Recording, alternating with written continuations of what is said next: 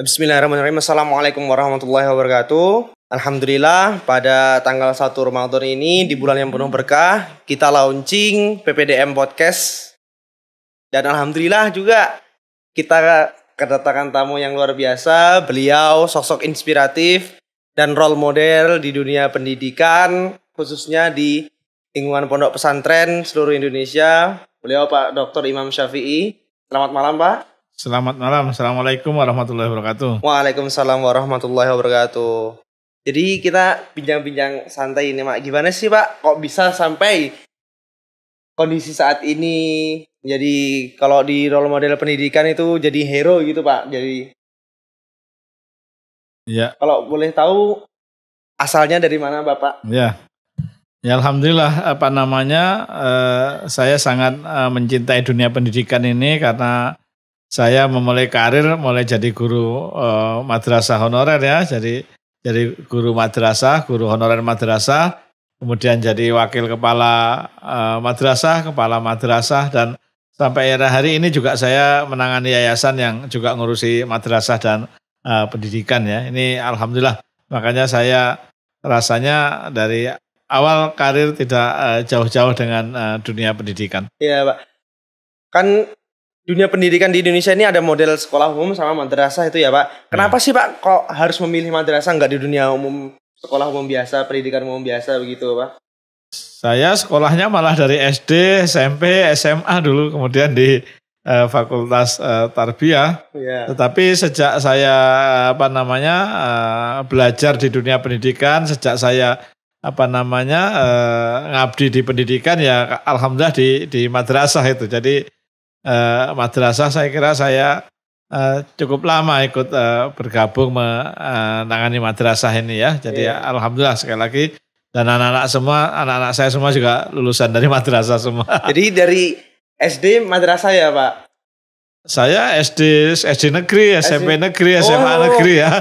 Gitu ya berarti ya Pak. Kuliahnya ada di IAIN. Berarti di IAIN. Tapi sejak saya kuliah di IAIN itu sudah ngabdi bantu kiai ngurusi madrasah. Mulai semester 1 sampai selesai kuliah saya ngurusi madrasah dan sampai hari ini juga menjadi penanggung jawab sebuah madrasah juga. Kalau boleh tahu di IAIN mana dulu Pak?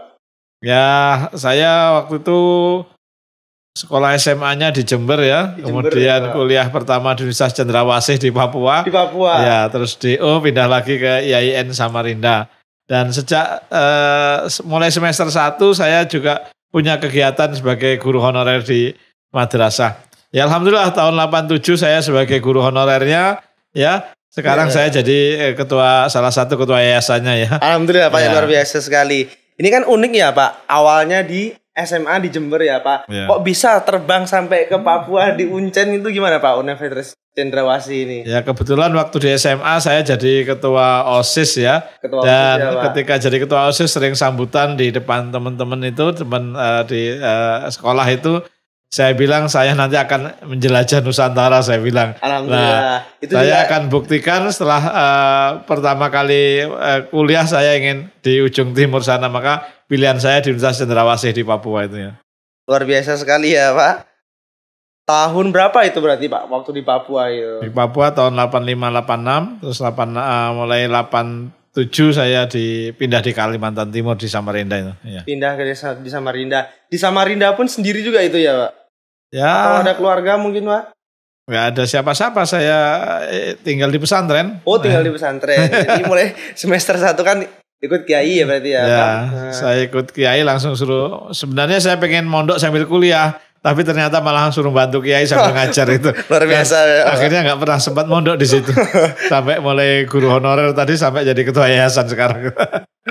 Berarti dulu lulus SMA sambil kuliah itu sambil ngajar juga ya Pak? Ya itu ngajar di madrasah. Ngajar di madrasah kayak gitu. Setelah tadi kan waktu penyampaian di atas ya tadi Pak ngasih materi tadi kan disampaikan bahwa semester belum selesai kuliah itu sudah diangkat jadi kepala madrasah. Itu gimana itu Pak ceritanya? Ya itu saya semester 4 sudah jadi wakil kepala madrasah, semester 6 sudah jadi kepala madrasah. Luar biasa sekali ya Pak. Ya karena memang saya yang alhamdulillah yang totalitas tinggal di pondok ya. Jadi mungkin pilihan yayasan meminta saya karena yang lain kan ya biasalah di sekolah madrasah swasta itu banyak yang nyambi sana nyambi sini lah. Iya, iya. Ya, saya alhamdulillah totalitas di situ. Terus setelah selesai kuliah itu masih tetap di pondok atau kemana gitu Pak? Ya, S1 itu. kebetulan setelah selesai S1 di Samarinda saya terus lanjut kuliah S2 di IKIP Jogja ya. Alhamdulillah Jogja. ya selama UNY 3 sekarang ya, UNY ya. Habis setelah selesai situ ya balik lagi ke Samarinda karena diangkat dosen di IAIN Samarinda. Alhamdulillah Tetapi ya, Pak. juga terus berkhidmah ngurusi yayasan, ngurusi pesantren sampai hari ini. Sampai hari ini ya Pak. Berarti diangkat dosen di IAIN sekaligus ngurusi madrasah itu ya Pak. Terus kok sekarang bisa di Pusdiklat itu gimana jalan ceritanya Pak? Jadi kepala madrasah itu. Biasanya kan berjenjang ya Pak. Ya alhamdulillah tahun 2005 saya diminta pindah ke Jakarta ya. 2005. Sebagai kasih di Direktorat Pondok Pesantren. Ya terus dari situ terus dari kasih, dari Kasubdit, kemudian jadi direktur sampai terakhir dikasih amanah sebagai sekretaris Direktorat Jenderal Pendidikan Islam. Jadi hampir 15 tahun saya berkhidmah di Direktorat Jenderal Pendidikan lah.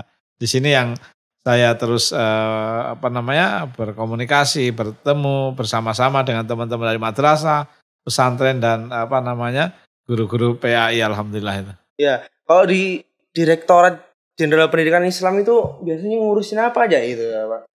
Ya ngurusi semua pendidikan di lingkungan pendidikan Islam ya. Jenderal Pendidikan Islam. Ya mulai dari madrasah, pondok pesantren, guru PAI, perguruan tinggi Islam baik negeri swasta itu ya itu lingkup yang dikerjakan di Direktorat Jenderal Pendidikan Islam waktu itu ya. Kemudian tahun 2020 akhir ya 2020 saya dipindah di Pusdiklat ya di Pusdiklat Teknis. Alhamdulillah sampai hari ini saya berkhidmah di Pusdiklat Teknis ya. Tadi kan saya dengar juga bagian yang ngurusi beasiswa itu Pak untuk santri-santri yang berprestasi. Ya dulu itu waktu saya di Direktorat Jenderal Pendidikan Islam ya di Direktorat Pesantren ngurusi program beasiswa santri berprestasi. Ketika saya di Kasubdit Ketenagaan saya ngurus program 5.000 dokter ya. 5.000 dokter ya Pak? Ya. Dokter atau dokter ini Pak? Dokter ya. Alhamdulillah S3 berarti ya Pak. Ya. Ini kalau program beasiswa santri ini gimana Pak perkembangannya selama Bapak yang ngurusi ini Pak? Ya alhamdulillah kita rintis tahun 2005 sampai sekarang program itu masih berlangsung ya. Berarti dan sudah berapa tahun ini Pak?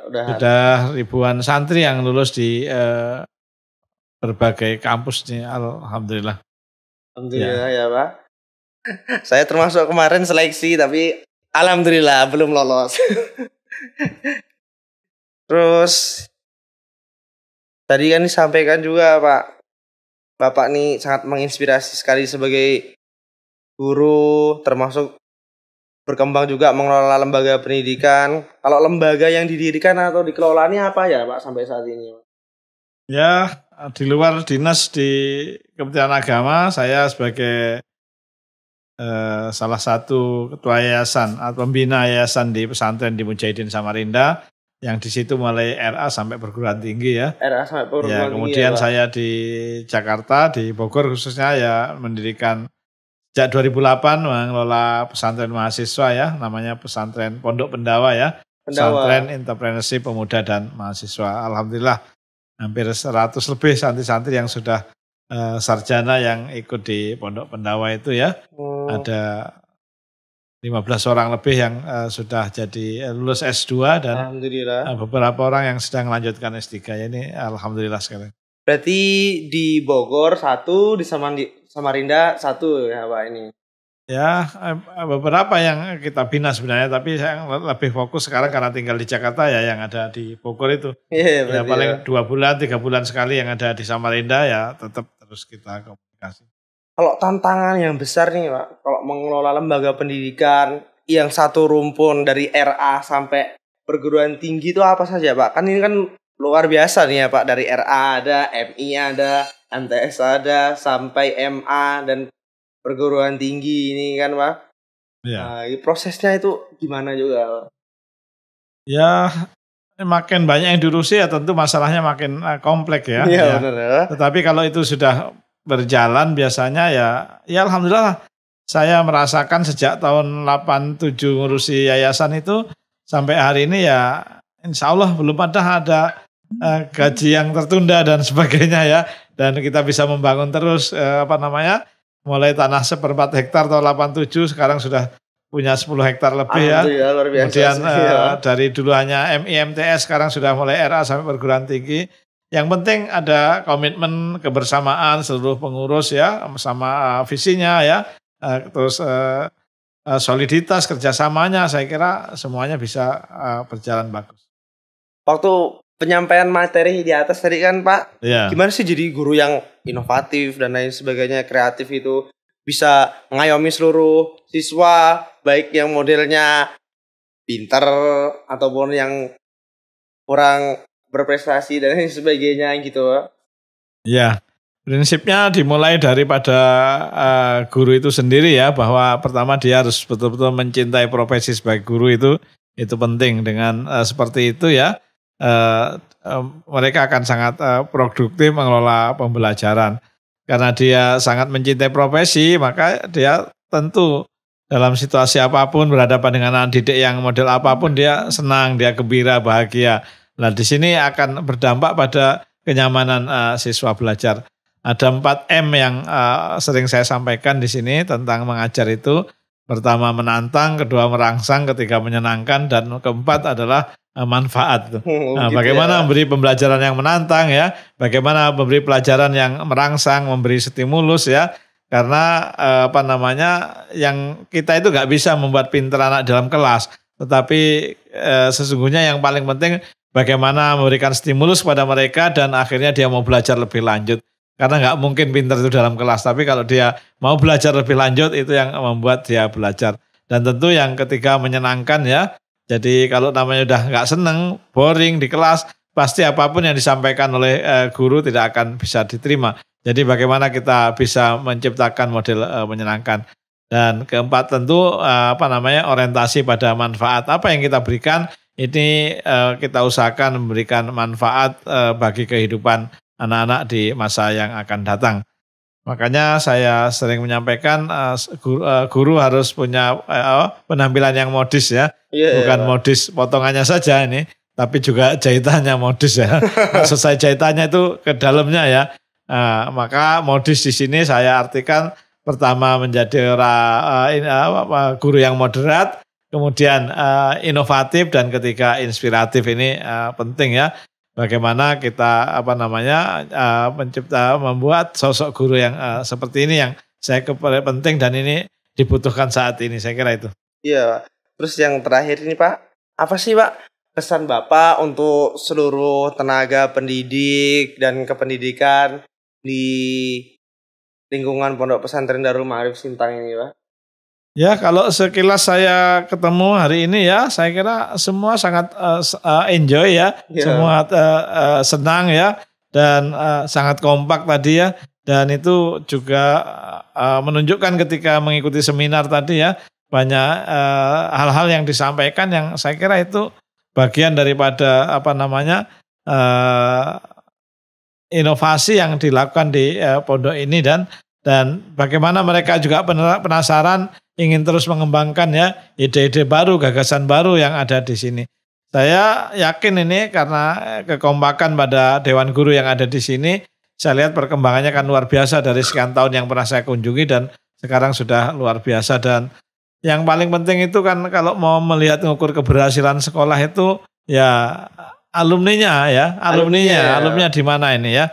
Alumninya di mana saja itu penting, dan ini terbukti alumni dari Madrasah Aliyah misalkan sudah mewakili yang ada di kampus-kampus hebat di berbagai kampus, itu menunjukkan bahwa itu kerja guru yang sukses, yang berhasil bisa mengantarkan anak-anak didik di sini bisa melanjutkan studi lebih lanjut.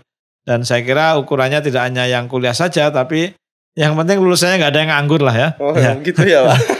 Nggak, yang penting nggak nganggur gitu. Nggak nganggur tuh ya bisa kuliah, bisa kerja, bisa apa ini penting, dan itu saya kira kelihatan dan ada di pesantren Darul Ma'arif dan sekolah-sekolah yang ada di dalamnya. Ya.